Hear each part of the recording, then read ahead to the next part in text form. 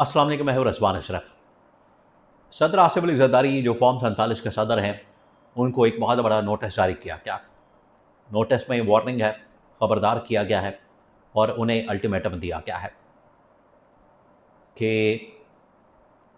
ओहदा छोड़ें और मुल्क भी छोड़ दें। ओहदा भी छोड़ दें और मुल्क भी छोड़ दें। अगर आपने जो आपको कहा जा रहा है वो नहीं करना, जो आपको पैगाम दिया गया है, जो आपको ड्राफ्ट दिया गया है, वो अगर आपने नहीं करना, तो बेहतर है कि आप ओहदा भी छोड़ दें और मुल्क भी छोड़ दें। ये इनको पैगाम चला गया। अब ये ज़रूरत क्यों पेश आई और पिछले 1-2 दिन के अंदर क्या हुआ है जिसकी वजह से ये सख्त किस्म का पैगाम गया, इसके बारे में बड़ी अहम तरीन मालूमात। इसके अलावा मक्का एग्रीमेंट हुआ, उसके बारे में कुछ मालूमात। इमरान खान के धरने लॉन्ग मार्च की तफसीलात। और ये पाकिस्तान आए हैं मोहम्मद बिन सलमान से मुआहदा करने के बाद यहाँ पर क्या हो रहा है, इसके बारे में बड़ी अहम तरीन मालूमात। देखें, मक्का जो मुआहदा हुआ है, मक्का मुआहदे के नाम से सऊदी अरब, तुर्की और पाकिस्तान के दरमियान, उसकी अभी तक तफसीलात उस तरह से शेयर नहीं की जा रही पब्लिक के साथ, कौम के साथ, अवाम के साथ, जो इनका हक है।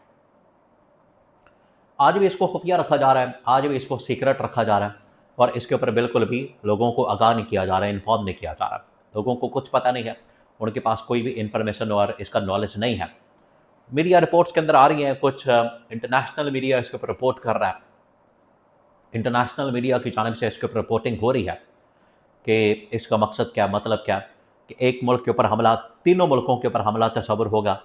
ये प्योरली एक डिफेंस एग्रीमेंट है, ठीक है अपनी जगह, लेकिन इसकी तफसीलात का आना और सिर्फ एक प्रेस रिलीज जारी कर देना और बता देना इतना काफ़ी नहीं। अगर पार्लियामेंट के अंदर खड़े होकर शहबाज शरीफ या डिफेंस मिनिस्टर, जो इंफॉर्मेशन मिनिस्टर साथ गए हैं, ऐसे ही बस घूमने फिरने, कोई उनका लेना देना नहीं वहाँ पर किसी मामले के अंदर, ना इंफॉर्मेशन मिनिस्टर, ना डिफेंस मिनिस्टर और ना किसी और का।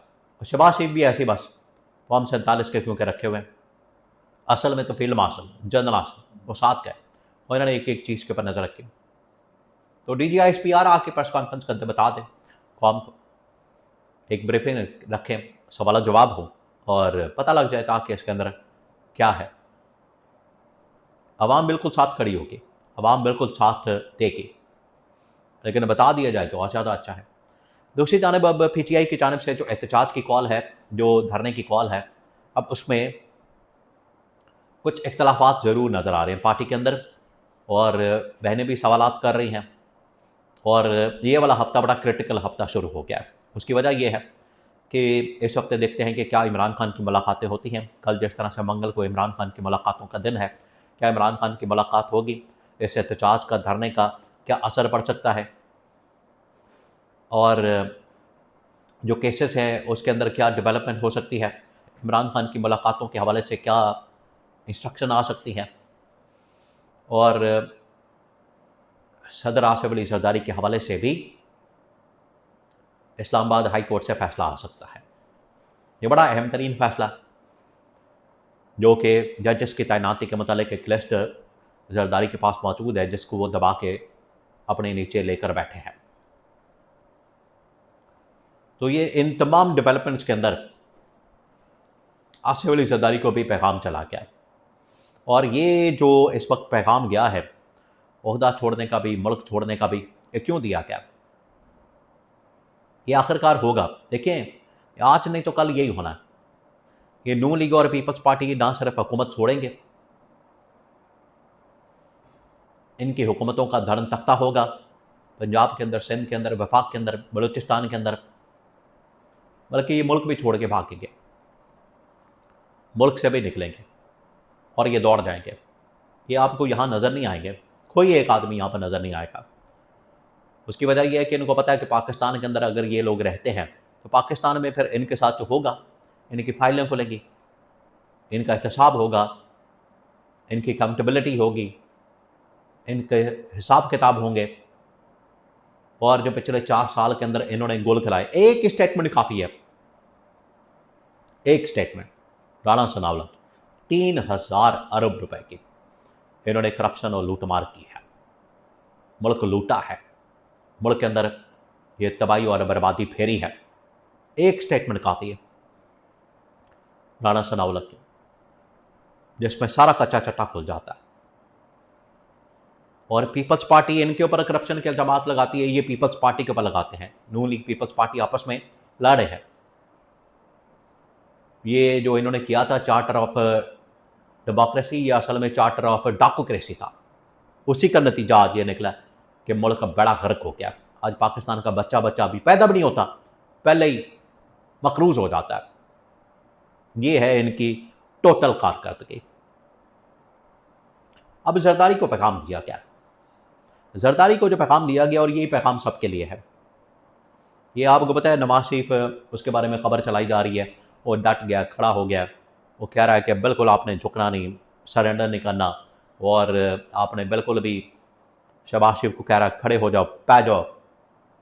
और फिर बीच में ये भी कह रहा है कि ठीक है, इस्टेब्लिशमेंट की बात मान लो, हम साथ चलने के लिए तैयार हैं, लेकिन उस सूरत में कि नवाज शरीफ को कुछ और मिल जाए, नवाज शरीफ को वजारत उस्मा मिल जाए। नवाज शरीफ ये चाहता है कि मैं आके ये सारे काम करूँ, मुझे ये ओहदा दिया जाए, मुझे ये काम दिया जाए, मुझे ये टास्क दिया जाए, जो फिर इस्टेब्लिशमेंट कहेगी हम करने के लिए तैयार हैं। इस्टेब्लिशमेंट ने ये काम करवाना है हर हाल में।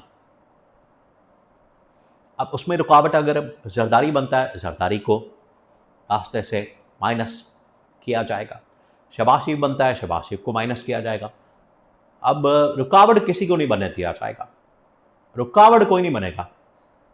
जो भी रुकावट बनेगा, ये देखें, ये मुआहदा हुआ है, बड़ी खामोशी के साथ चुपचाप अचानक से खबर आती है कि जा रहे हैं, जाते हैं, वहाँ पर सारे इंतजामात होते हैं, दस्तखत होते हैं, साइन होते हैं, और कहानी ख़त्म। सब कुछ हो जाता है, पता ही नहीं लगता। बिल्कुल उसी तरीके से यही इस्टेब्लिशमेंट इनसे डिमांड कर रही है कि चुप करके जो आपको कहा जा रहा है वो कर दें। कोई आप चूँ चाँ ना करे, कोई इस हवाले से चूँ चाँ ना की जाए, कोई ये आपकी जानिब से जो कि हम फ़लानी डिमांड और फ़लानी फरमाइश और फ़लानी ख्वाहिश और ये और वो, ये सब तमाशे बंद करें। मुल्क की मफाद में सोचें, पाकिस्तान के मफाद में सोचें, अवाम के मफाद में सोचें। ये आपकी कहानियाँ, ड्रामे, फिल्में, चालबाजियाँ, धोखेबाजियाँ, ये सब कुछ बंद किया जाए। अगर आपने ये करना है तो फिर अपना बोरिया बिस्तर गोल करें, ओहदा भी छोड़ें और मुल्क भी छोड़ें। वार्निंग, लास्ट नोटिस इस बार जरदारी और शहबाज शरीफ दोनों को चला गया। फाइलें खुलेंगी, एहतसाब होगा, ऑपोजिशन के अंदर आपको पता है फिर इनका क्या हशर होता है। इनको सिर्फ गवर्नमेंट में रहने की आदत है, इसी वजह से इनको कह दिया गया कि मुल्क में फिर आप नहीं रह सकेंगे, बेहतर है कि फिर ओहदा भी छोड़ें और मुल्क भी छोड़ें।